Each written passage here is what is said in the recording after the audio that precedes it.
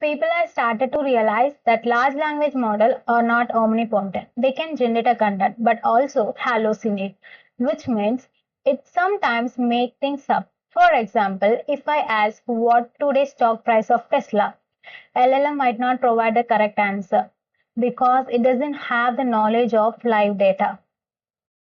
Now we see the example in using a ChatGPT.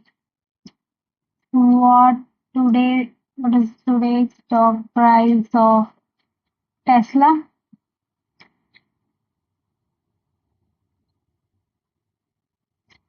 Yeah, October 10, after hour, and we got up to 4 p.m. Actually, here we're getting the recent data. How is that possible? We asked that to LLM. How you get the recent data?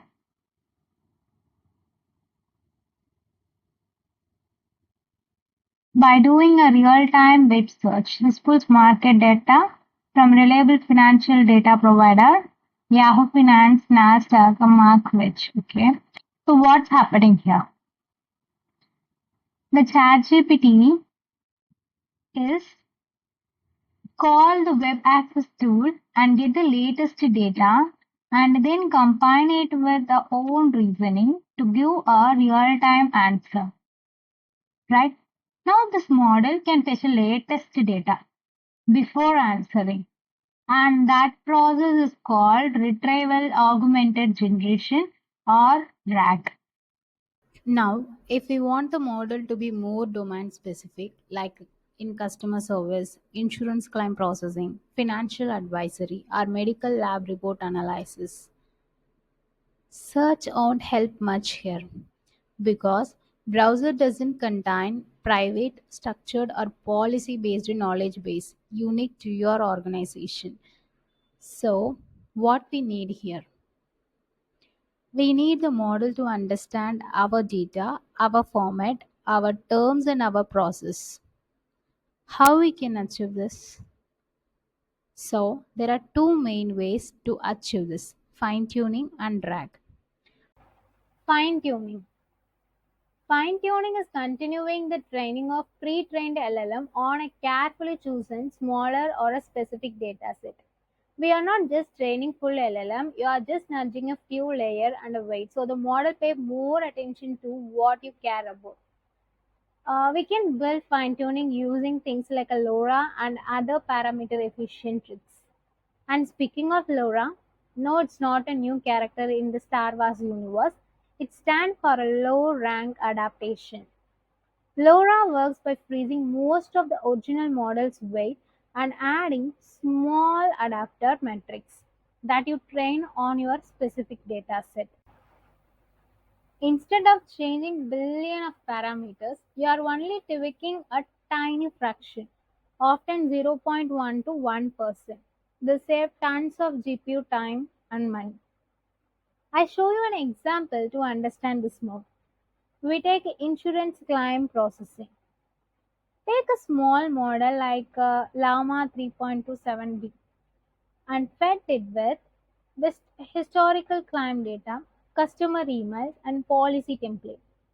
And zone it know how to draft replies to your company tone and spot missing document and even pre-fill form for the adjusters.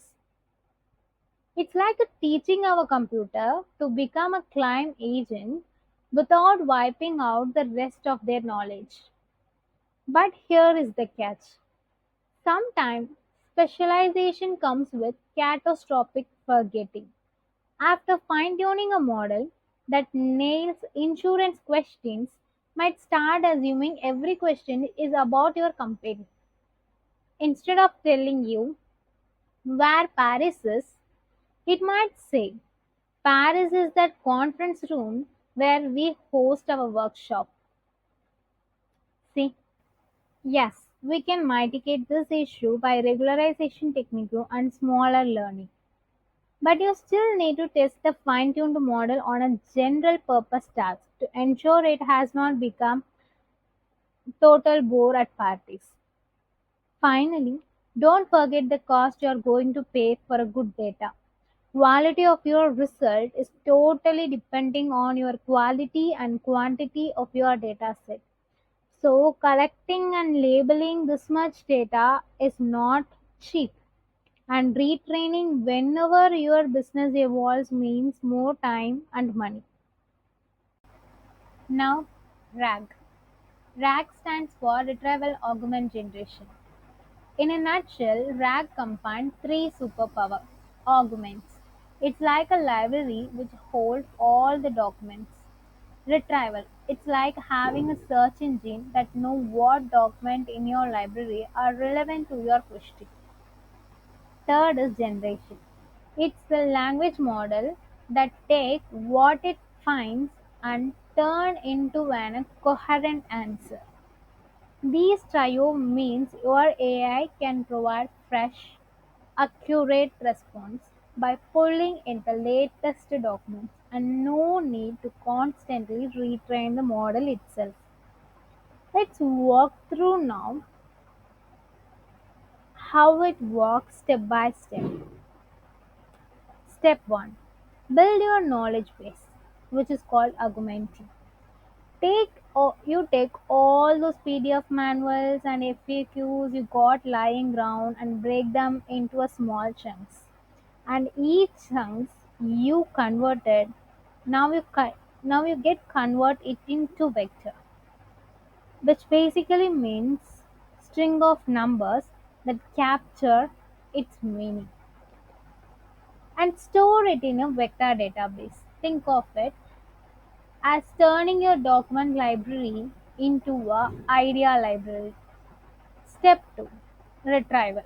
When someone asks you a question, say what's the process for claim settlement under policy 2024, the question is also turned into a vector.